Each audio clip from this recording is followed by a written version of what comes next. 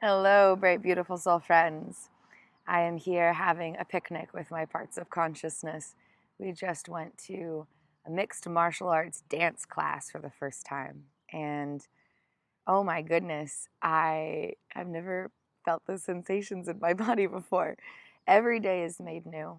And we're really, really allowed to explore our life experience as it unfolds.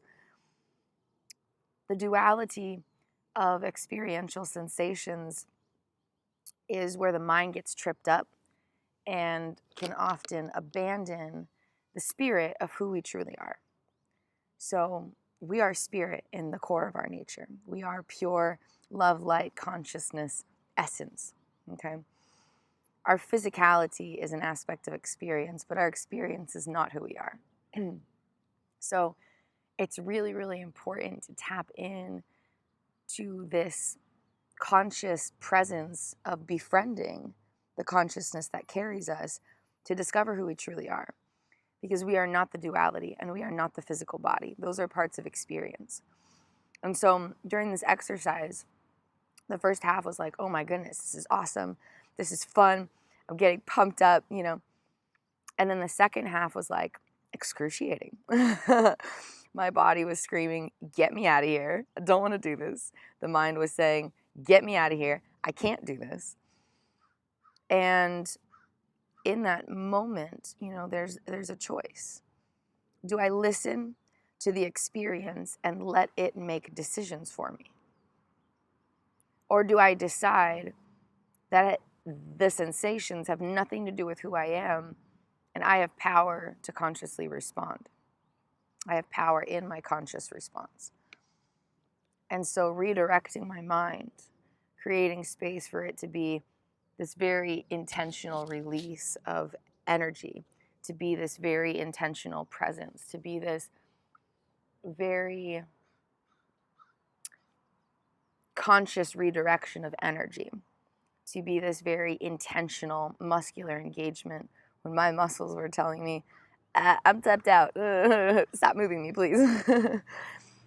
And in that moment, especially living with multiple inner persons, there's like dozens of conversations going on in the mind. And so to retune in and redirect and refocus in on the body. And I couldn't even focus on the breath or I wouldn't be able to engage the muscles. I had to really be focused on the body, breaking through all the dissociative barriers, right? There's power in that because I had an opportunity to cultivate trust within my consciousness. They're really bugged about the shadows over the eyes. It didn't matter to me, but they're like, no, will not do. So I had an opportunity.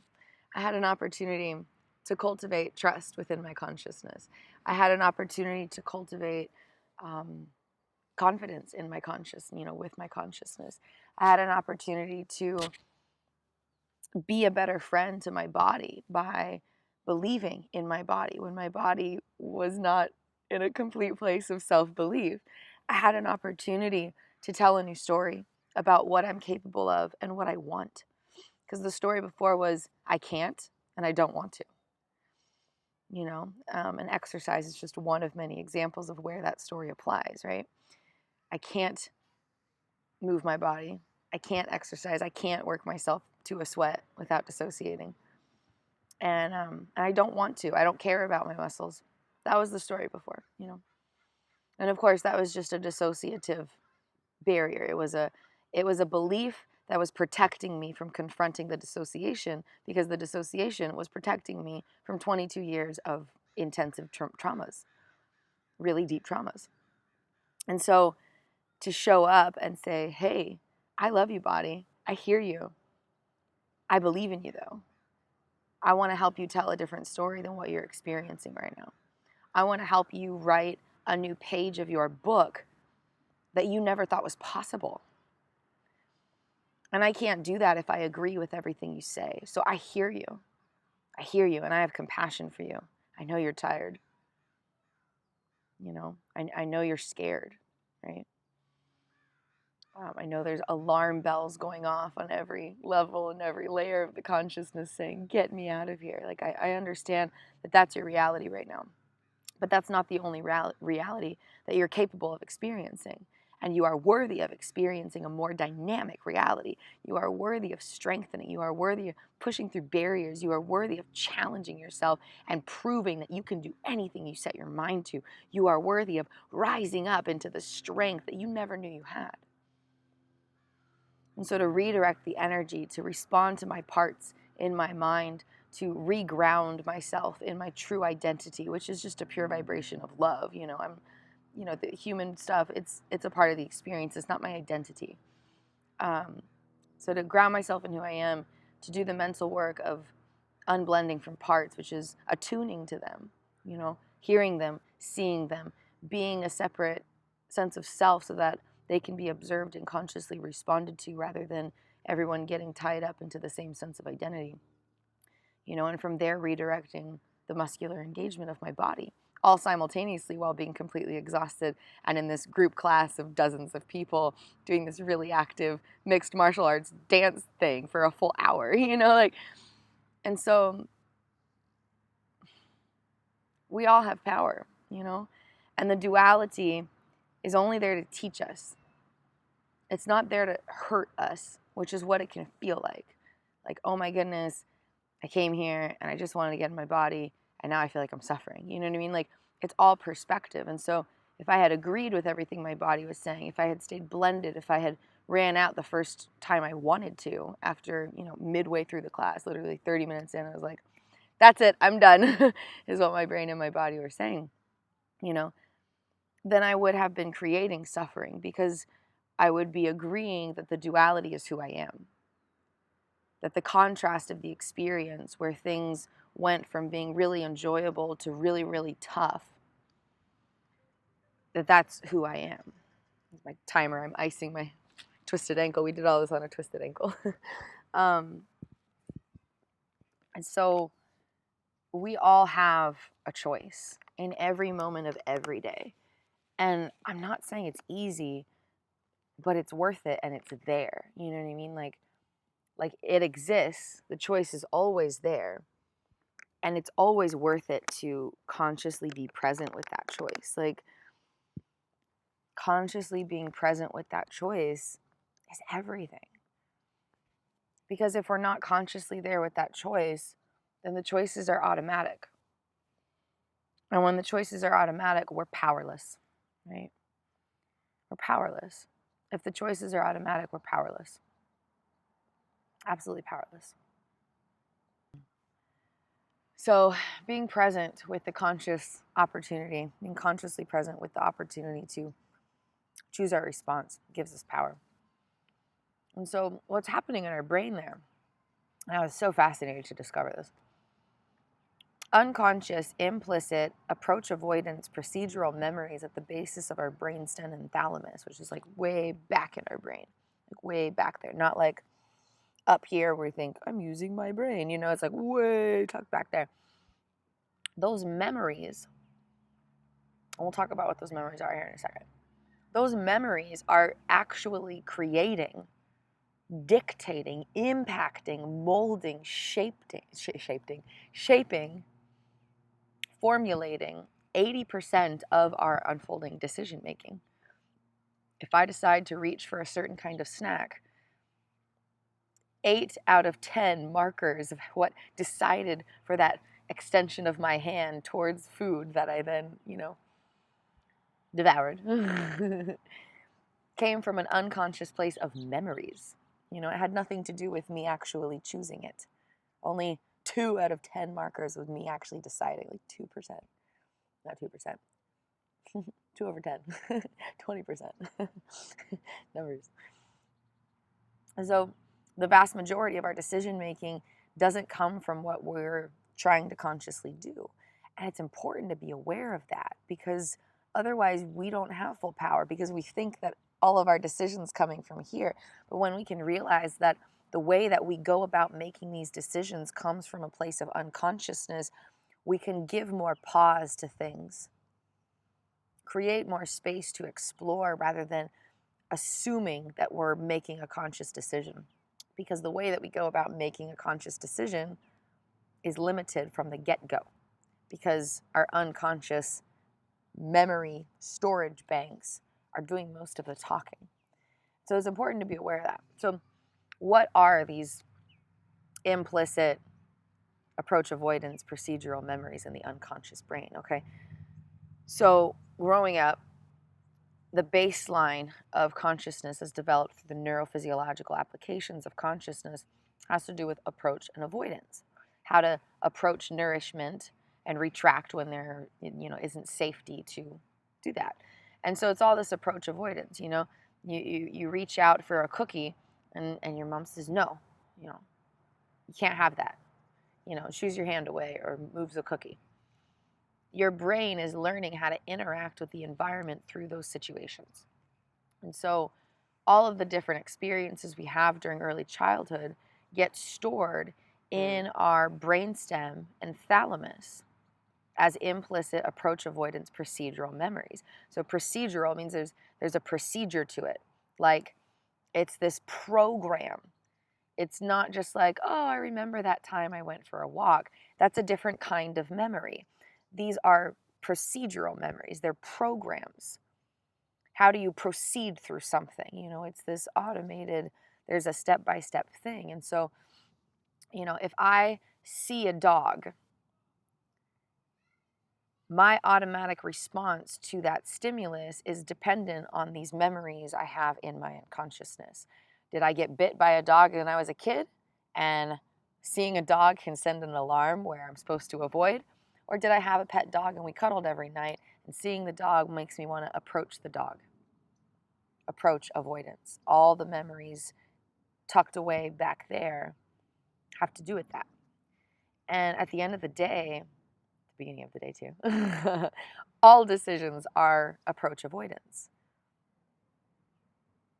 When you decide to go up and talk to somebody versus you feel like you don't want to talk to somebody, when you choose a video, when you decide not to watch TV, when you choose to get out of bed, when you decide not to get out of bed, you're always approaching or avoiding something.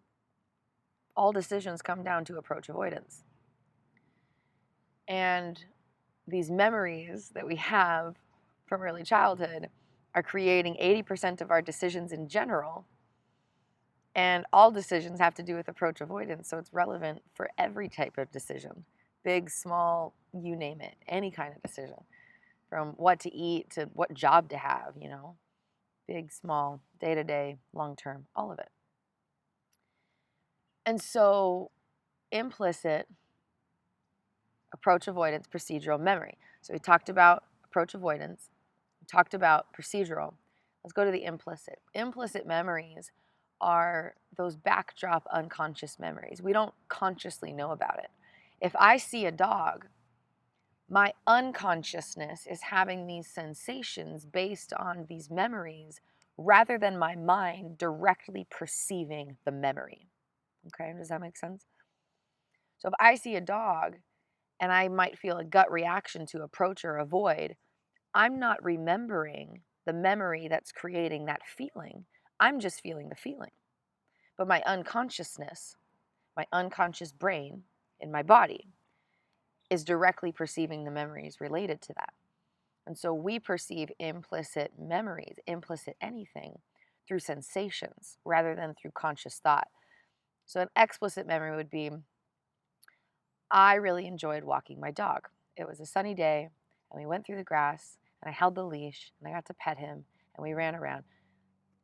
An implicit memory would be the body remembering the sensation of the grass, the body remembering the sensation of the emotion, the body remembering the sensation of the visual stimulus of remembering these sensations of experience, these experiential sensations. So implicits are the language of consciousness. I talk about that in another video. Implicits are the language of consciousness. So implicit memories, they get sparked unconsciously. You cannot go in and choose to remember an implicit memory. But implicit memories are constantly being activated through stimulus. Okay? Implicit memories are constantly being activated through stimulus. I know, right? Okay. So implicit, approach avoidance, procedural memory. And the memory is just an experience that you had one time, right? Okay, so we broke that down.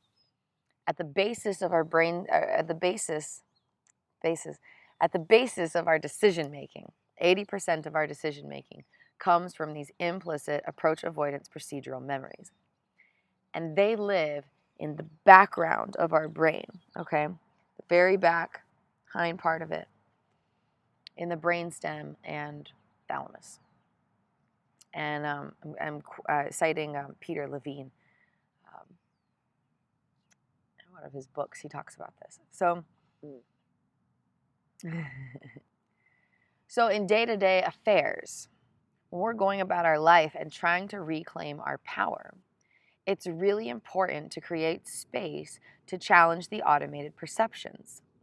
Because if there's a struggle to do something that you really want to do and you have a hard time getting there, or to stop doing something you really just don't want to do anymore, but it's just so habitual, it's so important to realize that these current decisions have nothing to do with your present situation and everything to do with the past experiences. Recognizing that there can be an active conscious intention in moving forward to say, I am not my experiences. I am not my memories. My present and my future do not need to be dictated by my past. It doesn't mean we disown our past. It means we separate our identity, worth, and potential from them so that we have power moving through our present moments to sculpt the unfolding future of our miraculous existence. Okay? So reclaiming power, it's really important.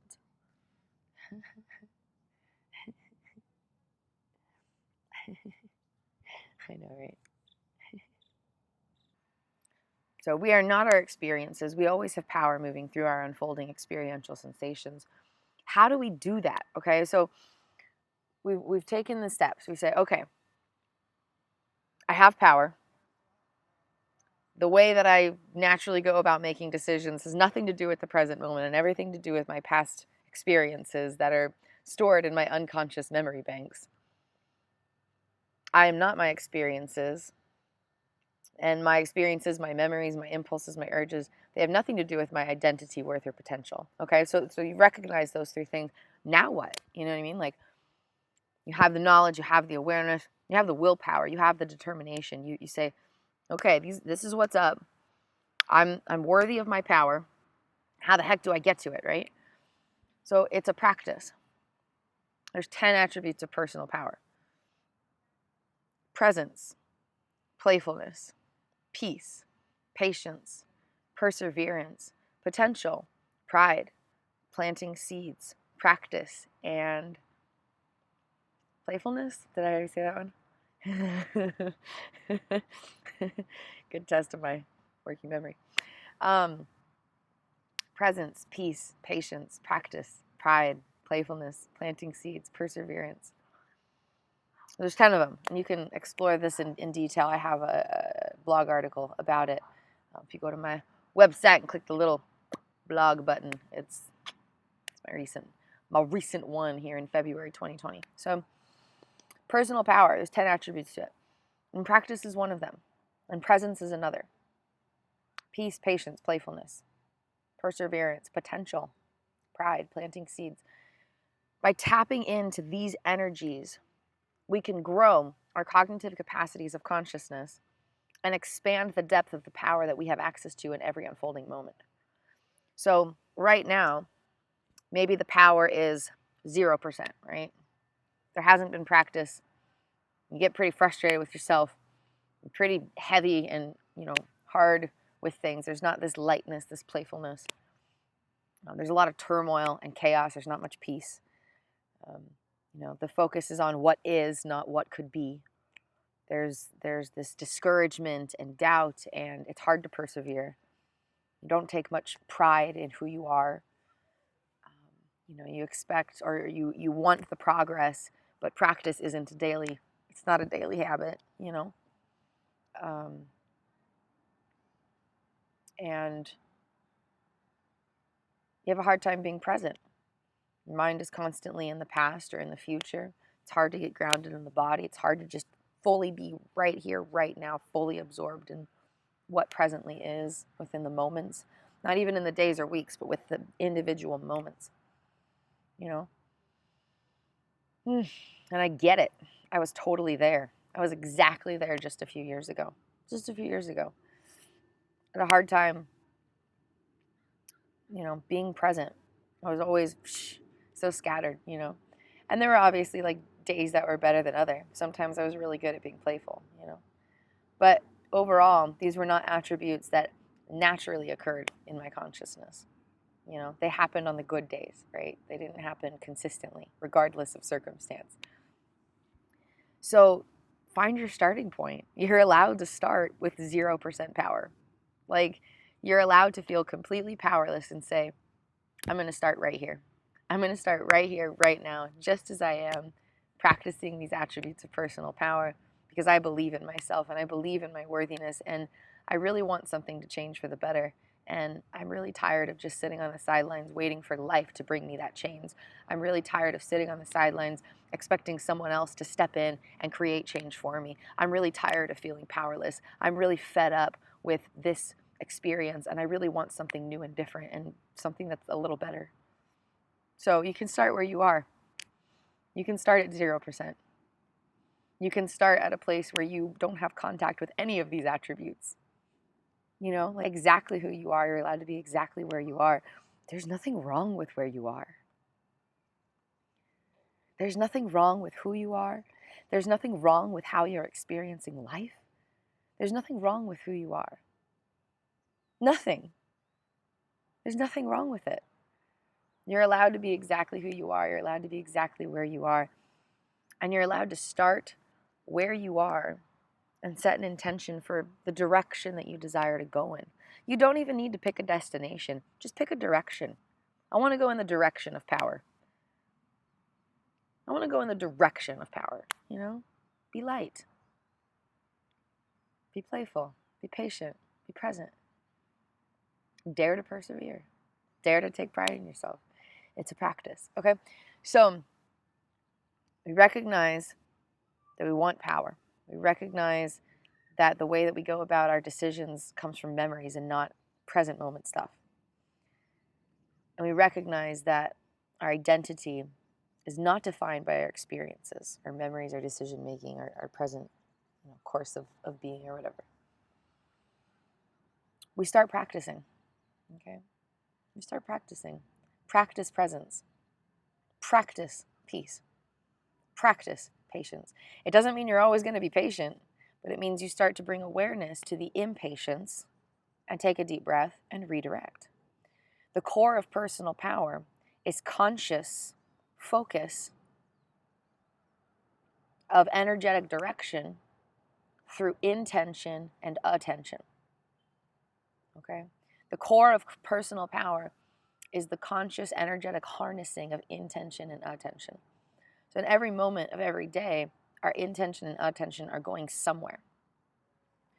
It's easy to wake up in the morning and just think about everything that needs to get done in the day, or get overwhelmed by emotions or sensations or even memories. Like something that I struggled with for a long time was I had so many memories of waking up feeling depressed that even if I woke up and it was like a better day or whatever, there was such a strong memory of being depressed that I doubted the sensations of non-depression.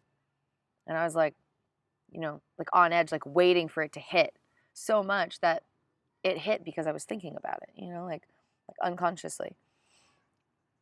There was such a pattern of waking up depressed that when I woke up not depressed, I assumed I would still need to just stay in bed and take it easy because that was all I could do. And I had to recognize this is a memory. And so right now, I sleep outside every night. I camp outside every night because I know that the stimulus of nature will help me break the cycle. If I'm in bed, I have too many years of memories of waking up in a bed, being too depressed to move. So when I wake up in a bed right now for this season of my life, I don't want to get up. I have no desire to get up. But that's just a memory. And when I'm shifting from unconscious sleep to conscious awakeness, it's pretty hard to harness the power. So right now, I'm camping outside every night because the stimulus of nature, waking up in a not bed, reminds me that it's a new day. And then I have power, and I'm like, oh, the memories aren't hitting like they would normally. Oh, I think I can actually get up. Oh, look, it's a bird. Something to redirect my attention and intention. My intention is to wake up every day in peace and joy. It doesn't always happen, but the intention is powerful. And the attention, I'm not waking up in a bedroom. I'm not waking up in a bed. I'm not waking up to the activation of these memories beyond my conscious control. I'm waking up with a clean slate in a new place with nature stimulus to wake me up into my conscious power quicker. Just one example, of course. So intention and attention are power. We have to be consciously present with that because the unconscious will always have its own agenda. Unconsciously. It's not choosing to. It's just based in the memory storage banks. That's not something our unconscious brain has a decision in. So it doesn't do any good to, get frustrated with the unconscious brain. It doesn't do any good to point fingers and just be like, you, like our unconscious brain isn't choosing it. It's just the memories that are stored, and it happens, right? We don't choose the memories that we have. We have some power in the memories we create, but even that, a lot of it's just life, right? A lot of it's just life. So we don't always have power in the memories, but we have power in our response to the memories. So practicing brings us power. When we practice peace, when we practice patience, when we practice these attributes of personal power, we're not just choosing a different response in the moment, okay? We are actually reprogramming our brains. Every time a memory is recalled, it's being reprogrammed. If I consciously remember something, that memory is shifting in my neurobiology. If my body unconsciously remembers something, that memory is being shape-shifted within my neurophysiology. Memories are constantly reformulating. And so we are not powerless with these implicit procedural memories at the core of our consciousness that are impacting our decision-making so profoundly, so dramatically, so dynamically, okay?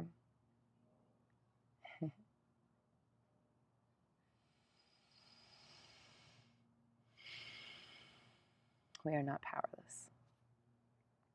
Memories are constantly being reprogrammed. And on top of that, in every moment of every day, we are creating new memories. So if we take a deep breath when we're feeling impatient and just refocus on an attribute of personal power, it doesn't matter if your emotions shift automatically. It doesn't matter if you magically want to make a different decision. It doesn't matter, the immediate results are not actually what to focus on because we don't have power over that. And it's actually not a really important aspect of telling us what's going on. Regardless of the immediate impact of this redirection of energy, we are changing our neurobiology. We are reclaiming our power. And that's why it's a practice. It's not you go in, you do this harnessing, and then boom, you got all the power. No, it's a gradual journey. All journeys are just this gradual progression with ups and downs and, maybe a few plot twists along the way, right? Journeys are a winding path into beautiful territories of the unknown. And the potentials of what could be are beautiful territories of the unknown. Potential is an aspect of power. And so at every moment of every day, we're creating these new memories and we're shape-shifting our old memories. And from that, we can change the baseline of our neurophysiological applications of consciousness so that the me, I am tomorrow, the you are tomorrow, the we, that we are tomorrow, and in the tomorrow have different memories where the 80% of decision making is tapping into. Okay? The 80% of decision making that's happening unconsciously within me is different now than it was 3 years ago, for example. And I know that it's going to be different 3 years down the road because I'm continuing to do the work every day. So fight for the you of tomorrow. Fight for the you of yesterday, and fight for the you of today. Let that empower you. Let that motivate you. Let that drive you. Let that inspire you. Let that revitalize the fresh, dynamic extravagance of your spirit. I know. So many inner persons, so close right now. It gets a little noisy, but I'm just like, man, I love you guys. So much love for my inner being. Love conquers all. I don't care if it's noisy. Every part of me is welcomed into the power of the presence. Power of the presence. So, we all have power. And it's not going to feel that way. Trust me. You're not going to feel powerful while you're reclaiming your power. That's like a promise and a guarantee. You're not going to feel powerful. But feelings are part of the experience. They have nothing to do with who you are, okay? Nothing. They have nothing to do with who you are. Your feelings have absolutely nothing to do with the truth of your being. So stop listening. Listen, be present, validate, but stop agreeing with everything. If you feel powerless, don't tell yourself, I'm powerless, because it's not true. It's not true. Hate to burst your bubble, but it's not true. You have power regardless of how powerless you feel. You do. You do. You always do. It's a practice. And know that the seeds you're planting through the energies of your intention and attention today will always impact you in the infinite tomorrows. And again, you won't feel that way. It's going to feel like it's too small to count. It's going to feel like it's too big of a hurdle to climb. But the sensations do not speak the truth. Okay? Your conscious awareness is only engaged with about 5% of what's happening in the entirety of your consciousness.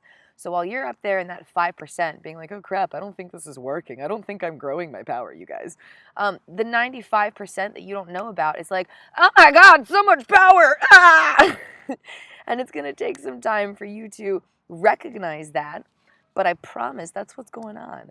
The 95% of your consciousness beyond your direct immediate awareness, you're going major reconstruction, and your 5% is like, I don't feel anything. Is this working? Like, right? So you're not going to feel powerful while you're reclaiming your power. Don't let that stop you. Stop agreeing with the sensations. Just because you feel powerless doesn't mean you are powerless. So break the cycle. Stop telling the story. You feel powerless. You say, I love you. I am powerful. Respond to your thought. Respond to your feeling. I love you. I am powerful. I love you. I am powerful. You are loved. You do have power. You are loved. You do have power. The truth of your identity has to do with the miracle of love energy. And this is a really, really expansively healing truth, okay? So I went through this like big identity thing, especially after being diagnosed with dissociative identity disorder. Like, it's always quite an interesting journey when the word identity and disorder are in the same phrase, right? Like, that's always quite an interesting challenge to embrace, right? Like, I'd been on this identity journey for years and years and years already. I'd even written a 400-page book of memoirs called Known, because my inner being just wanted to be known. And so I'd written all these stories about experiences and had journal prompts at the end of each chapter for the reader to become known to themselves alongside me while I became known to myself and known to the world. I've never published that, but there is a movie coming out. Stay tuned. That'll be created by Haley Stern with Mosaic Media, coming out sometime, maybe this year. We'll see. We'll see what magic unfolds, right? It's titled Known. Okay, you can check out the trailer on YouTube. So I'd been on this identity journey for a long time, and then in 2017, I started Known, writing the book in 2012, in my second year of college, just to give a little backdrop. And it had been a journey all through high school too. I first started writing about, these experiences in relation to identity when I was about 14 years old. Okay, so 10 years after starting that, and several years after starting this book, I was diagnosed with dissociative identity disorder. And the exploration of my identity went to a whole deeper level. Just gorgeous butterfly. Fairies are a playin'. Fairies are a playin'.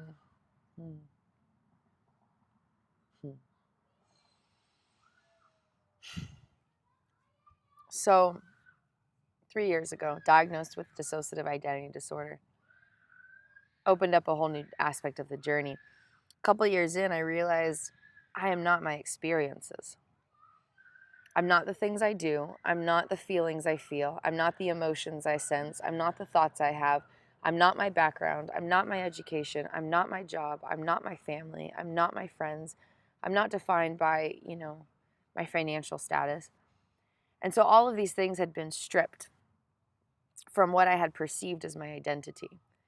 And it was everything from, my favorite color is teal. That's an aspect of who I am. I have a degree in this. That's an aspect of who I am. I enjoy these hobbies. That's an aspect of who I am. I come from this family. It's an aspect of who I am. I grew up here and then I moved here and now I live here. That's an aspect of who I am. I have this job and I've had these jobs and I want to have this job. That's an aspect of who I am. I have these friends and this romantic interest and these, extended family and immediate family relations and these acquaintances. That's an aspect of who I am. And so there were all these stories going on about who I was based on experiences and experiential sensations. And so all of that had been stripped away. I'm not defined by this. That's not who I am. That's just something I'm experiencing. And so then I was just left with okay, who am I then? If I'm not all these things that I thought I was, if I'm not all these things I've been experiencing for decades and am, fully submersed in now, who the heck am I? Who am I? What is my identity if it's not my experiences, if it's not these experiential sensations and these specificities and these stories and these, external particulars? And so the truth has gradually been exposed to my being in deeper and more dynamic ways as we've gone deeper into our own healing journey, my own healing journey. And so the truth is that our consciousness is a separate energy from our neurophysiology. And a part of me remembers discovering this particular aspect in a case study thing. A lot of this comes through our spiritual work and our meditations and self-hypnosis and, the inner work. But here we were doing this neurophysiological case study about what it means scientifically to live with multiple inner persons and describing these dissociative experiences of consciousness. And we got to this place of oh my God, I can actually distinguish the internal, implicit, experiential sensations of my neurophysiology and my consciousness, the same energy. Oh my goodness. There's a distinct difference between what's happening in my neurophysiology and what's happening in my consciousness. They're not the same thing. Even though my neurophysiology is being experienced by my consciousness and my consciousness is experiencing my neurophysiology and they're interacting with one another, they're separate energies. They're separate entities entirely. So we are not our neurophysiology. And that's where all these stories are stored. the memories, the stories of who we are, the connection of dots. Like, I like this color, and I've been in this place, and I have these these relations and these passions, and I'm going to connect all the dots, and then it formulates the story about who I am. All of that stored in our body, in our neurophysiology. There's aspects of memory stored in our ganglia and our connective tissues and parts of our brain all throughout our body, all these different things. Even our muscles, have this muscle memory of stuff, and all these automated reflexes. And it's really just a beautiful, beautiful, expansive miracle. Just being a person is miraculous. So our neurophysiology and our consciousness are two separate energies. We are our consciousness. We are not our neurophysiology. We are not our experiences. We are not our memories. We are not our brain. We are not our body. We are an aspect of pure love, consciousness, having a human experience. So the core of our consciousness is pure love. And even this has a neurophysiological baseline, because everything about who we are as a person develops from attachments. And attachments are all about love. You approach out of love, and you avoid out of love. Because love hopes all things, believes all things, endures all things, protects. Love conquers all. Love is this dynamic energy, and it's who we are. Love is who we are. And so we have this consciousness of who we are. We have this neurophysiology of the who and how we are experiencing life, right? How we are experiencing life. Consciousness of who we are, neurophysiology of how we're experiencing life. And both of them are founded in love.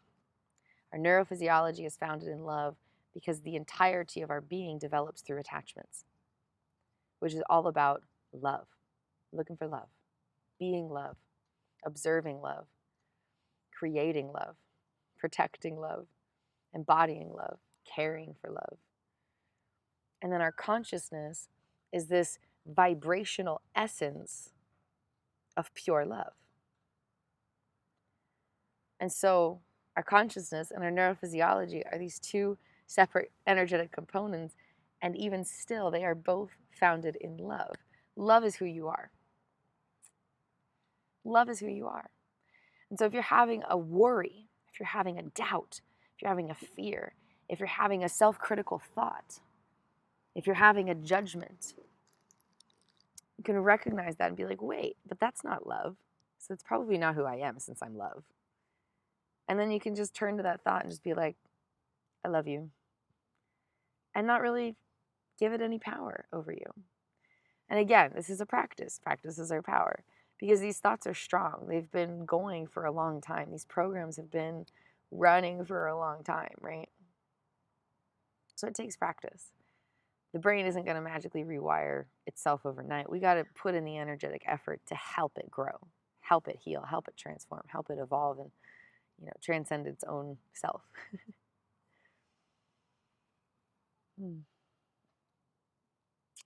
The brain is going to create all of these stories about what's allowed, what things should be, how things should look. Okay. And it's up to us. Let's see. Can I do that? Yeah.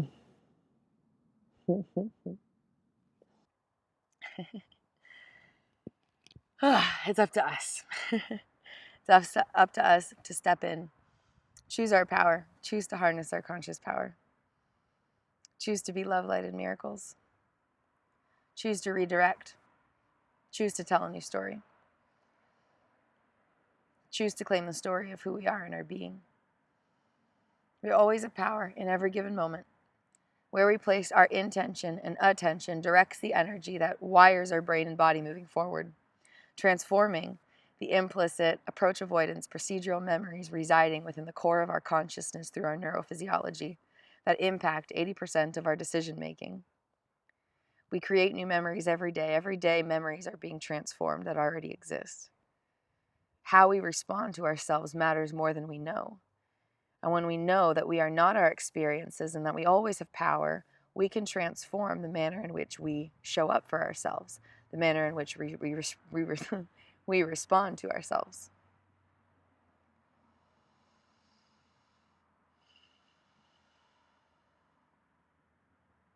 There's always an opportunity to reclaim power. There is always a dynamic opportunity to shift the choice that is being made in our own response to ourselves. There's always an opportunity to shift the story that's being told inside of us. Okay. I love you guys so much. If you ever want to connect, I would love to work with you and just help you befriend the consciousness that carries you, because you are worth it all. You are a dynamic, beautiful, radiant, extravagant, glorious, infinite, wonder-filled, treasured, sacred being of love and light, and you are worthy of feeling the depth of that. You are worthy of feeling the dynamic wholeness of who you are. You are worthy of uncovering yourself from new perspectives, shedding new light on the being that you are.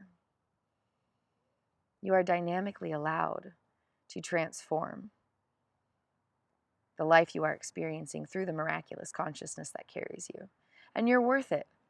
You are so extravagantly worth it.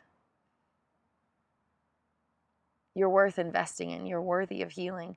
You're worthy of feeling the power that you possess in every moment of every day. You're worthy of planting energetic seeds to grow a life that you really, really, really want to live in. Like, it feels really, really good to be there. Okay? You're worth it all. So if you would ever like to connect, I would absolutely be honored to be here as a healing journey guide. It would just be an absolute pleasure to connect. So feel free to visit my website, or you can message me anytime.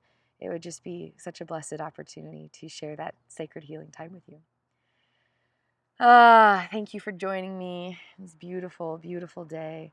There's like a little rainbow streak of light somewhere in here.